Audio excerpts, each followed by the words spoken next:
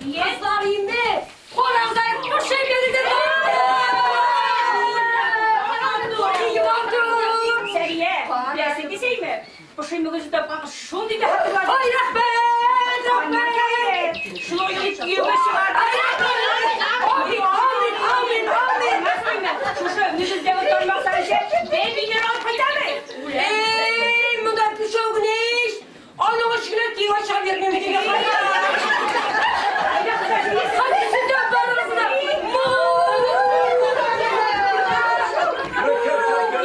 Erkekler olmuş geldi. Ona kurmasınlar. Şimdi burada oldular. Dayan kızlar.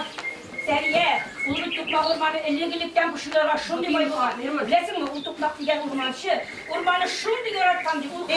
Ormanı şimdi sen soğuğu bola gibi telbiyle üstürgendi. Hani kayı? Kızlar, balalar. Balalar. Yine bırak korktum, bırak şey şavurga barıga şimdi. Yolguz kına solgusuna bir yine üçün sillekte yani. İyi. Şundan sonra kızlarımı örüştü, aşılandı. Şundan sonra oraya gittikken bu değilsen, eyletler, usimte bilen, Pırevin hepsini bize oturtturdu. Hayır,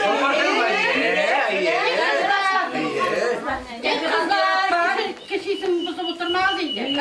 Ana isini tutmak bugün değil. Familiyesi tutmak kufulgan ana. Biresinde sonra o Pisreç rayonu Kavaya oğlundan gidip şunda urmanşı bulmuş degende. Onlar şunda tüplenip koğan. Kızlar, Elif, o yaşanan kurumda 2 uğramdan tuğan basıyor. Bu tuğan benim. Kazan kadar yol bizden şu orman aşağı ütken tuğanına.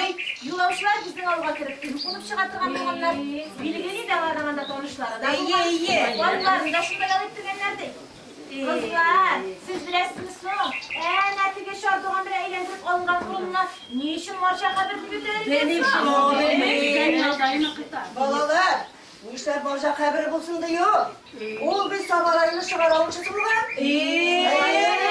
O gümüş çıkılgan, bilezikler, yüzükler, al parası kıran çıkılgan. Kazandan sevdeden koydup girişli, şunda bir kata oldu bilgen. Vallahi bu kızlarını bizim o kişiler varıp onu bütün yuvalarına gidip bilgenler. Çarpığa bile eğlendirip almaklar, üstüne koyunu tıkanlar.